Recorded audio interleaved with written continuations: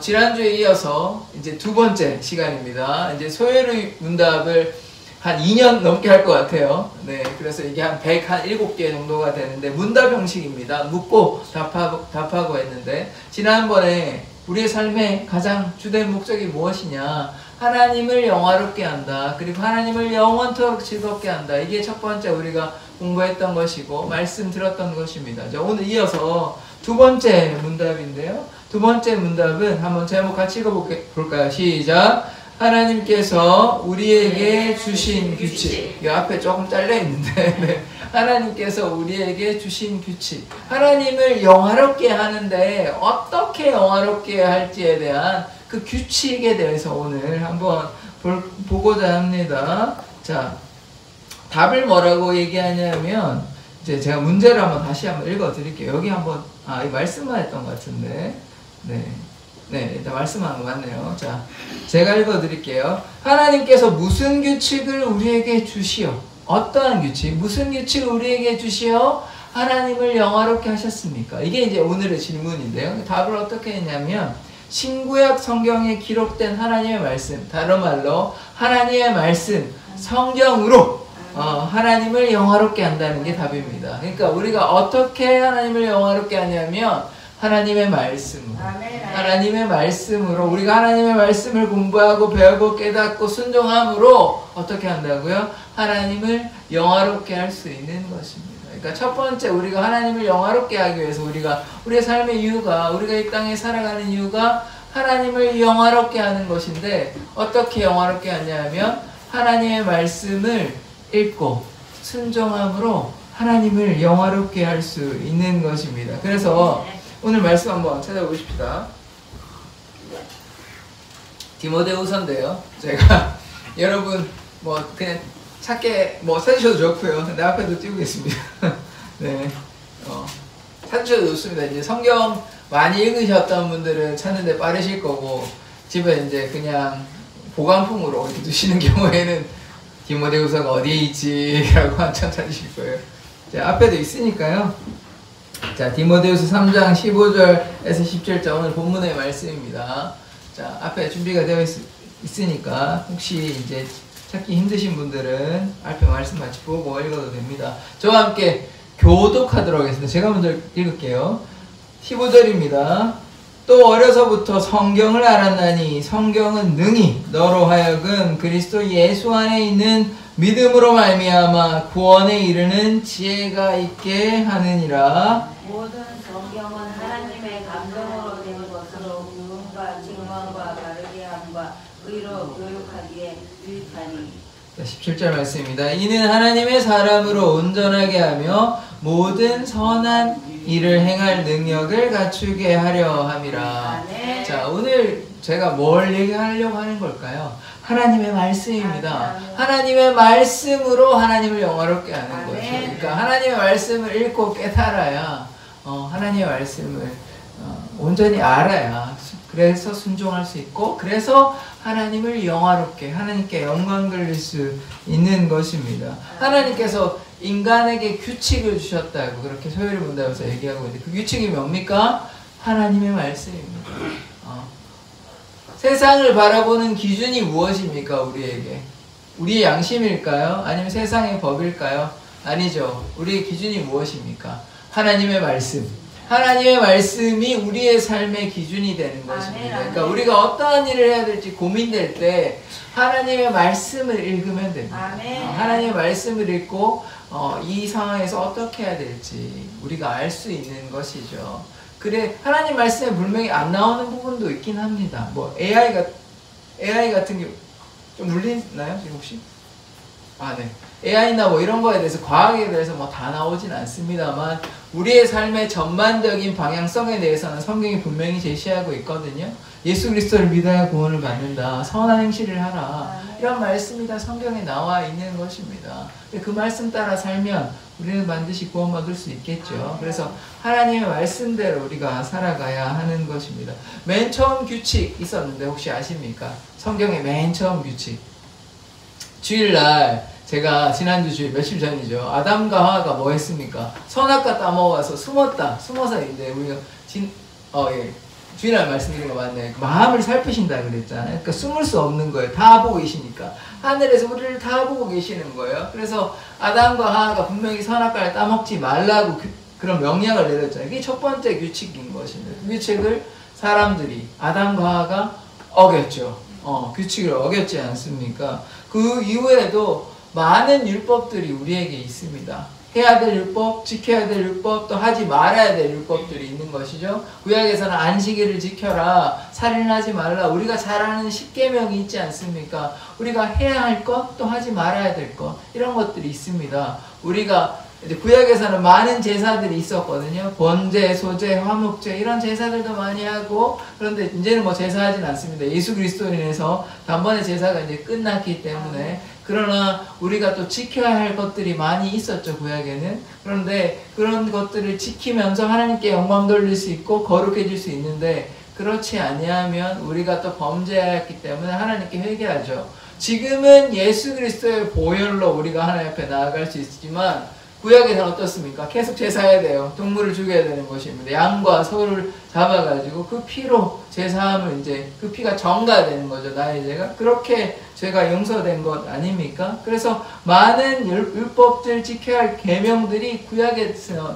있는 것이죠. 그래서 성경이 무엇을 말합니까? 우리의 삶의 규칙, 우리가 마땅히 살아야 될 규칙, 우리의 기준을 하나님의 말씀이 우리에게 제시하고 있는 것입니다. 그래서 그 기준 따라, 하나님의 말씀 따라 살아야 하는 것입니다. 그 말씀을 주신 이유가 무엇입니까?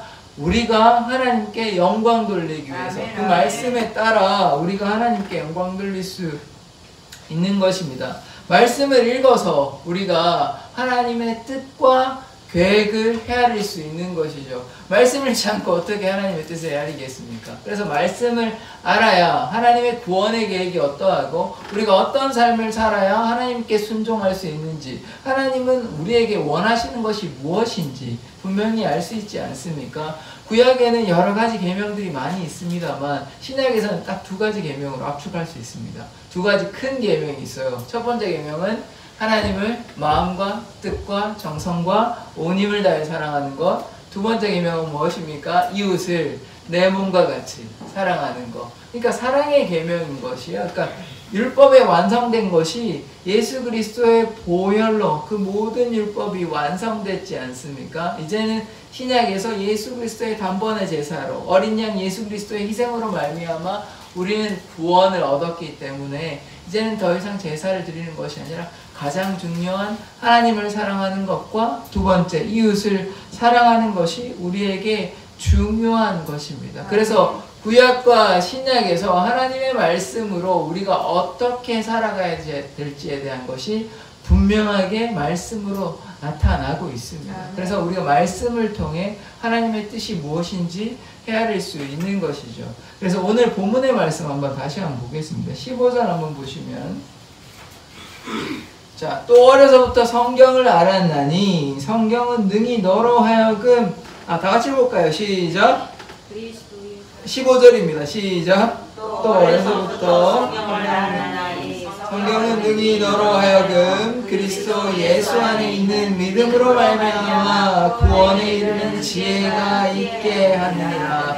자, 어려서부터 성경을 안 사람들은 모태신앙이고요. 이 말씀에 근거하면. 근데 어려서부터 성경을 모를 수도 있죠. 모태신앙이 아니신 분들은. 근데 이 당시에 이제 바울이 이제 디모데에게 얘기를 했는데 디모데는 성경을 당연히 많이 알았겠죠. 그래서 어려서부터 성경을 알았는데 성경은 능히 너로 하여금 그리스도 예수 안에 있는 믿음으로 말미암아 구원에 이르는 지혜가 있게 한다. 그래서 성경이 뭡니까? 예수를 믿음으로 어떻게 된다고요? 구원에 이르는 지혜를 얻게 된다는 것입니다.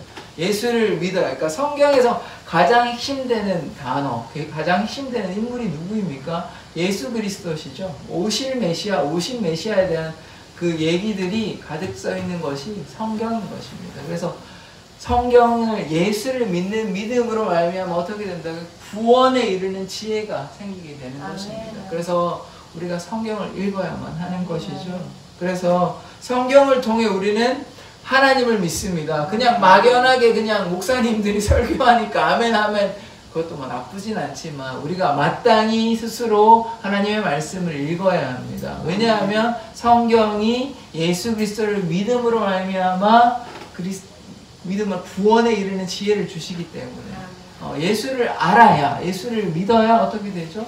구원을 받는다는 그 말씀을 하고 있는 거 아닙니까? 그래서 성경을 통해 하나님을 믿고, 성경을 통해 예수 그리스도의 보혈을 깨닫고, 성경을 통해 예수 그리스도의 십자가를 우리는 알게 되는 것입니다. 십자가의 보혈로 말미암아 우리는 구원받게 되는 것이죠. 십자가의 능력이 아니면 우리는 하나님 앞에 나아갈 수 없는 죄인이 아닙니까? 우리의 모든 죄를 누가 사해 주셨습니까? 예수 그리스도로. 그러니까 말씀으로 우리의 죄사함을 깨닫게 되고, 말씀으로 예수 그리스도를 알게 되고 믿게 되고, 그러함으로 말미암아 예수 그리스도의 보혈로 우리의 죄가 사해진다는 걸 우리가 알게 되고 믿게 되는 것이죠. 그래서 예수 그리스도의 보혈을 우리가 깨달은 것이 우리에게 중요합니다. 그래서 우리가 하나님의 말씀을 믿게 되므로 또 구원에 이르게 되는 지혜를 얻게 되는 것이죠. 로마서 10장 17절에 보면 제가 이거 준비했던 것 같은데,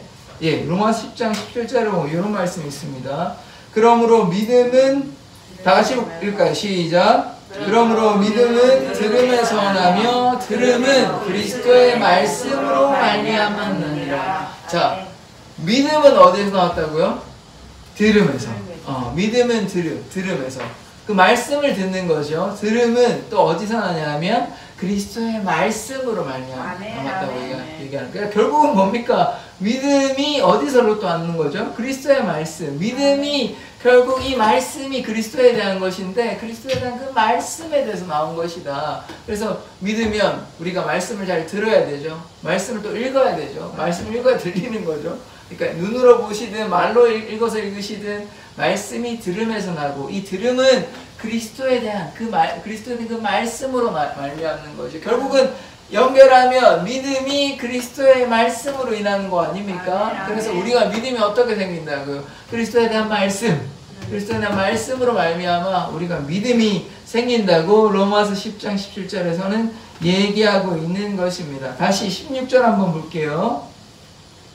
모든 성경은, 다 같이 읽겠습니다. 시작. 모든 성경은 하나님의 감동으로 된 것으로 교훈과 책망과 바르게 함과 의로 교육하기에 유익하니. 자, 모든 성경은 어떻게 됐습니까? 하나님의 감동으로, 성령의 감동으로 쓰여진 것입니다. 우리가 뭐 마음대로, 어떤 사람이 자기 마음대로 생각을 막 정리한 일기나 뭐 그런 것이 아니라 하나님께서 감동을 주셔서, 하나님께서 저자가 되신다는 말입니다. 그들이 뭐 마음대로 자기의 생각을 쓴 것이 아니라 하나님의 감동으로, 하나님께서 이사야를 감동하시고 모세를 감동하시고 다윗을 감동하시고 솔로몬을 감동하시고 하셔서 그렇게 썼다는 것입니다. 그 능력의 말씀. 그러니까 성경의 저자가 딱 한 사람인데, 한 분이신데 누구십니까? 하나님이라는 얘기입니다. 물론 뭐 다양한 저자들이 많이 있지만 그들에게 누가 감동하셨다고요? 감동을 주셨다고요?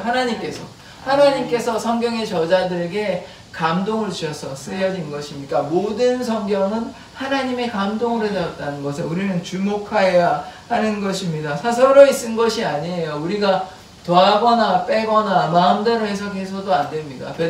사도 베드로는 그것을 경고하고 있거든요. 그래서 그 말씀이 멈추는 곳에 우리가 멈추는 것이 좋습니다. 성경에 사실 여러 가지 난제들이 있긴 해요. 근데 그것들 우리가 사사로이 풀지 말고 우리가 거기서 멈추는 것, 우리가 어느 정도 생각은 할 수 있지만 그것을 강요할 수도 없고 멈추는 것이 좋습니다. 그것을 모르더라도 우리 신앙생활에 크게 문제가 되진 않거든요. 근데 자꾸 그런데 빠지면 뭐 신비적으로 나간다거나 귀신에 뭐 빠진다거나 이상한데 막 뭐 교주가 되거나 이단이 되기도 하고, 그래서 성경이 멈추는 그곳에 우리도 멈추는 것이 좋습니다. 그래서 우리가 반드시 기억해야 될 것은 성경은 하나님의 감동으로, 성경의 감동으로 쓰여졌다는 것을 우리는 기억해야 합니다. 이 네 가지가 있는데요. 교훈과 책망과 바르게 함과 의로 교육하기에 유익하다. 이 네 가지의 말씀에 대해서 하나씩 한번 살펴보고자 합니다. 첫 번째 교훈,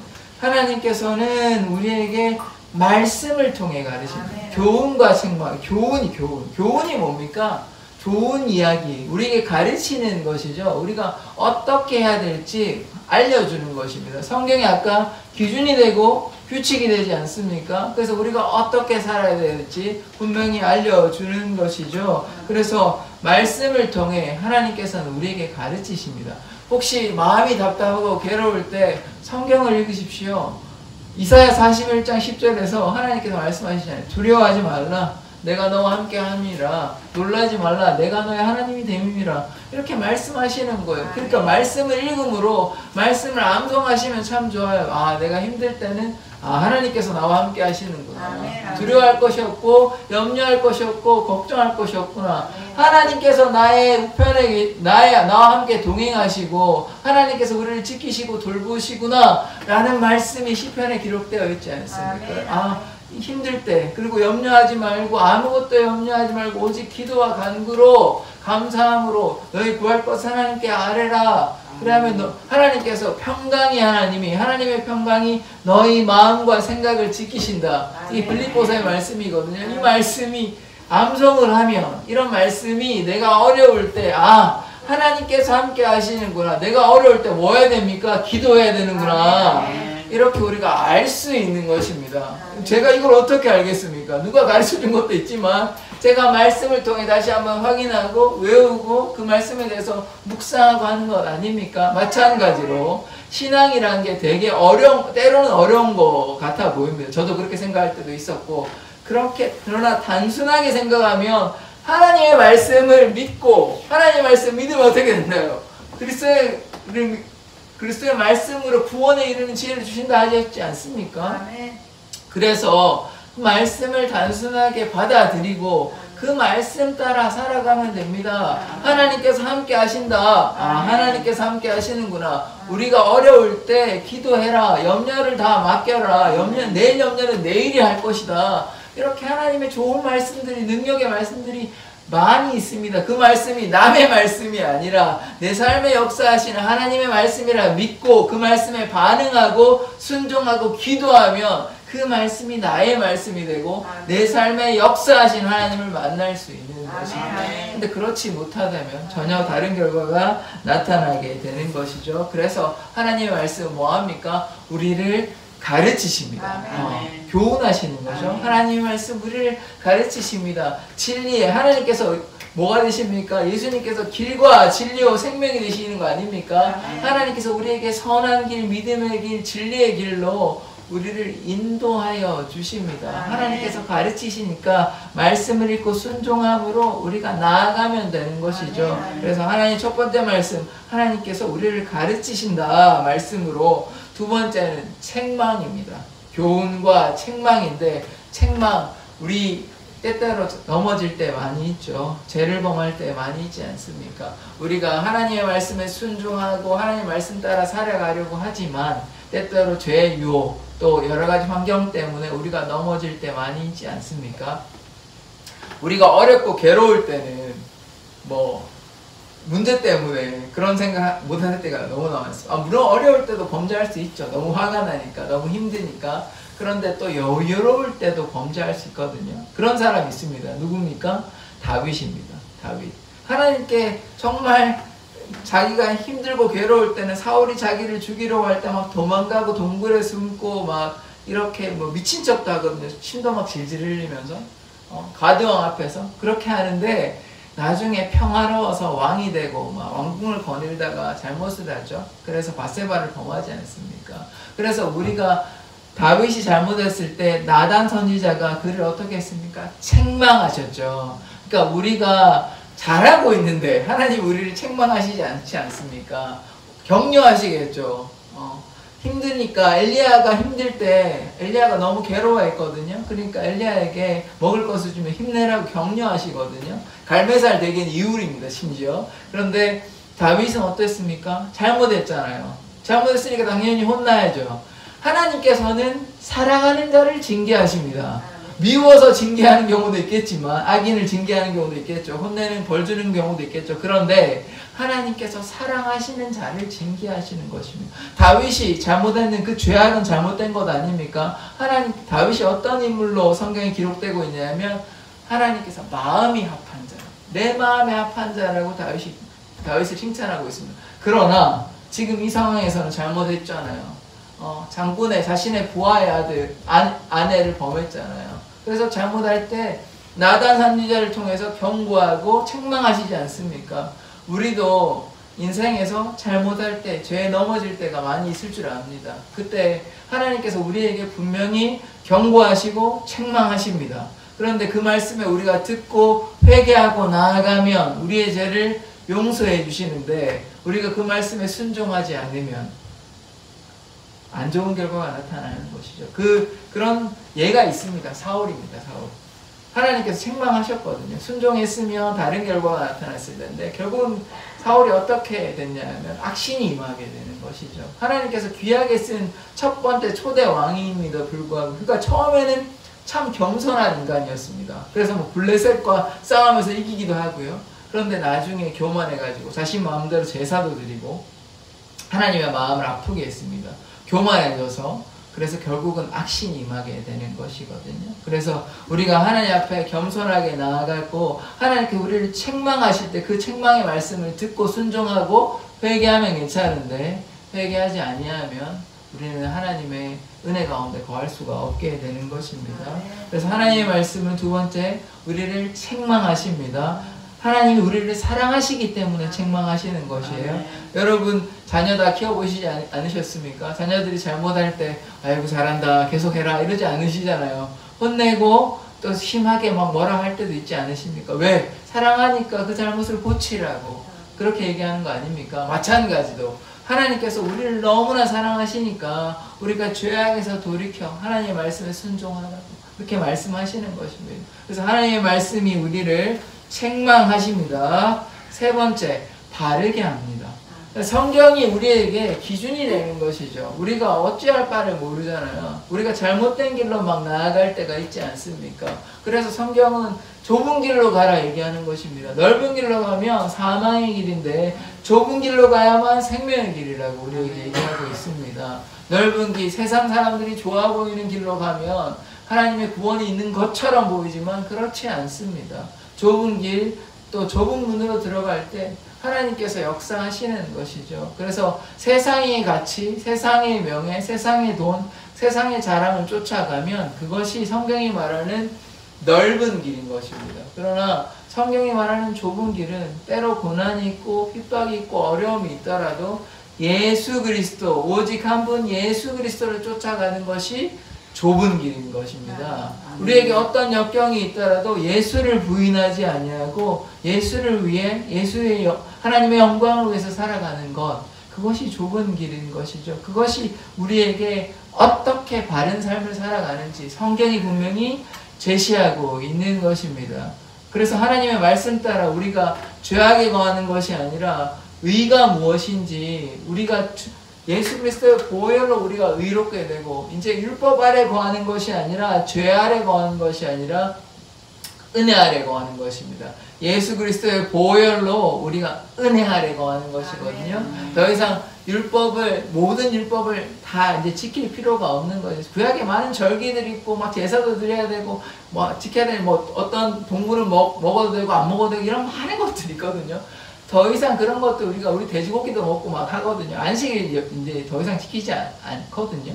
그러니까 우리가 구약의 율법에서 벗어난 것은, 그게 완성된 것은 예수 그리스도의 보혈로, 그래서 그것이 바른 길이며, 그래서 예수 그리스도로 말미암아 우리가 구원받는 것, 그것이 바른 말씀의 길인 것입니다. 그래서 세 번째, 바르게 한다. 첫 번째 무엇이었습니까? 말씀이 우리를 가르치시죠. 두 번째, 우리가 잘못할 때 책망하시죠. 세 번째, 우리를 바르게 인도하시는 것입니다. 하나님의 말씀이. 자, 그 다음에 네 번째는 의로 교육하십니다. 우리가 원래 불의한 자였거든요. 죄인이었거든요. 하나님의 말씀에 순종하지 않는, 아까 첫 번째 하나님의 말씀을 어긴 사람이 있지, 첫 번째 규칙을 어긴 사람들이 있지 않습니까? 아담과 하와. 우리가 근데 이제 제가 이제 예전에 광진 대구에 있는 교회가 있는데요. 거기서 이제 초등부 아이들하고 이렇게 설교를 하면서 하면 아담과 하와가 잘못했는데 왜 우리 보고 말을 하냐 이렇게 이제 어르신분들은 당연히 이제 이제 이해를, 전체적인 그림에서 이해를 하지만, 좀 애들 입장에서는 좀 순수하기 때문에, 어떤 부분에서 똑똑하긴 하지만, 그래서 왜 우리가 잘못한 것도 아니고 좀 억울하다, 이런 애가 지금 기억이 나는데요. 그래서 우리가 아담과 하와보다 우리가 낫다고 생각하면 안 됩니다. 우리가 아담과 하와가 보다 못할 겁니다, 아마. 왜냐하면 이 죄가 하나의 상징성을 가지고 있는 것이거든요. 우리는 우리가 아담과 하와가 되었으면 결코 선악과를 따먹지 않았을 텐데 라고 만약에 생각하시는 분들은 지금 여러분들이 범하고 있는 죄를, 지금 여러분이 이렇게 잘못하고 있는 것들을 한번 생각해 보십시오. 그렇게 보면 나는 거기에서 자유로울 수 있을까? 그러니까 대표성, 상징성을 가지는 것이지, 우리가 나는 아담보다 뛰어나다, 나는 이거 죄를 안 지을 수 있는데 라고 만약에 생각하신다면 다시 한번 생각해 보셨으면 좋겠습니다. 그래서 우리가 하나님 앞에 우리가 겸손하게, 저 사람이, 그러니까 우리가 다른 분들을 막 정죄하거나 비판하거나 비난할 때 있거든요. 사실 이제 저의 고백을 하자면, 제가 한 10대 후반부터 한 20대 좀 처리한 30대도 좀 그랬던 것 같습니다. 이제 뭔 얘기를 하려고 그러냐면, 제가 이제 다른 사람들에 대해서, 혹은 다른 목사님들에 대해서, 혹은 신앙을 가진 사람들에서 제가 이렇게 제 나름대로는 교회를 생각한다, 또 성경 말씀대로라 생각하고 막 이렇게 얘기를 했는데, 돌이켜보면 제 속에 있는 들보는 보지 못하고 남의 있는 눈에 티끌을 본 격이더라고요. 그래서 우리가 다른 사람의, 물론 우리가 사실 그 사람보다 인간적으로 나을 수 있습니다. 우리 그 사람들은 완전 심한 잘못을 했을 경우도 있습니다. 그런데 우리가 하나님 앞에 나아갈 수 없는 참 연약하고 부족하고 죄 많은 인간들이라는 것을 깊이 경험한다면, 나는 저 사람보다 낫지라고 생각하는 그 교만에서 떠날 수 있는 것입니다. 그것이 영적인 교만인 것이거든요. 하나님 앞에 어느 누가 담대히 나는 떳떳하다, 하나님 앞에 내가 당당히 나아갈 수 있다라고 얘기할 수 있는 사람이 누가 있습니까? 그리스도의 보혈이 아니면, 그리스도의 십자가가 아니면 우리가 하나님 앞에 당당하게 설 수 없습니다. 예수 그리스도의 보혈로, 예수 그리스도의 십자가로 우리의 죄를 정결케 해주셨기 때문에 이제는 우리가 하나님 앞에 담대하게 설 수 있는 것이죠. 주님의 보좌 앞에 설 수 있는 것입니다. 우리의 노력과 우리의 희생이 아니라 예수 그리스도의 보혈로, 예수 그리스도의 희생으로 우리가 주님 앞에 나아가는 것입니다. 그래서 우리는 더 이상 죄인이 아니고 그리스도의 보혈로 말미암아 우리가 무엇이 됐냐면 의인이 된 것입니다. 의인이 되었기 때문에 하나님 앞에 나아갈 수 있는 것이에요. 죄된 인간은 하나님 앞에 나아갈 수 없습니다. 구약의 출애굽기에 보면 하나님이 우레와 번개를 막 바라시거든요. 그래서 이스라엘 백성들은 시내산에서 올라가지 못하고 막 벌벌 떨거든요. 죽을까봐. 그러니까 그런 모습이 이스라엘 백성들만의 모습이 아닌 것입니다. 우리가 예수 그리스도께서 안 오셨다면 우리도 똑같은 거예요. 하나님 앞에 우리가 너무 죄가 많은데 하나님 앞에 어떻게 서려고. 제가 예전에 이제 군대에 있을 때 저보다 계급이 엄청 높아도 이렇게 막 이게 소심하게 행동하거든요. 긴장하고. 근데 그런 인간적인 차원이 아니라 절대자 하나님이 우리 앞에 계시다면 우리가 담대하게 설 수 있겠습니까? 더더군다나 우리가 죄가 가득한데. 그래서 우리는 더 이상 죄인이 아니라 의인인 것입니다. 예수 그리스도의 보혈로 우리가 의롭게 되었음을 고백합니다. 그런데 또 오해하시는 경우가 있어요. 이제 우리가 막 구원받았으니까 구원판을 맨날 몇 시에 막 받았다, 말도 안 되는 얘기를 하는데, 구원은 단번에 끝나는 겁니까? 어제 이제 10년 전에 교회 나왔으니까 이제 끝났어요. 그럼 교회에 안 나와도 되고, 예배 안 나와도 되고, 성경책 안 읽어도 되고, 신앙생활 할 필요 없습니까? 아니죠. 지난주에 제가 말씀 뭐 드렸냐면, 성도의 견인이라고 했어요. 견인이 굳세게 있냐고 지키는 겁니다. 우리의 믿음 생활은 10년 전에 했기 때문에 끝나는 것이 아니라 지금도 앞으로도 죽을 때까지 계속 가야 되는 것이에요. 하나님께서 우리를 이끌어 주십니다. 그냥 내버려 두시고 너네 알아서 하라 라는 것이 아니라 하나님께서 우리를 지켜주신다고요. 두려워하지 말라 말씀하시잖아요. 지켜주신다고요. 우리가 막 애쓰고 노력하는 것이 아니라 하나님께서 우리의 삶의 주인이 되셔서 우리를 이끌어 주신다고. 그게 견인이라고요. 하나님께서 우리를 굳세게 하고 인내하게 하신다고요. 그래서 그것이 우리에게 성화의 과정이라고 말씀드릴 수 있습니다. 그래서 우리가 10년 전에, 20년 전에, 30년 전에 예수 믿었으니까 끝났다가 아니라 오늘 지금 나의 신앙은 어떠한지, 하나님 앞에서 나는 어떠한 삶을 살고 있는지를 우리는 날마다 반성해야 하는 것이죠. 그러할 때 우리의 삶의 변화가 있습니다. 예전에 10년 전에 내가 뭐 방언도 받고 막 기도원도 가고 뭐 좋죠. 그거 뭐 훌륭한 기억이고 좋은 삶입니다. 근데 지금은 뭐 하시냐고요.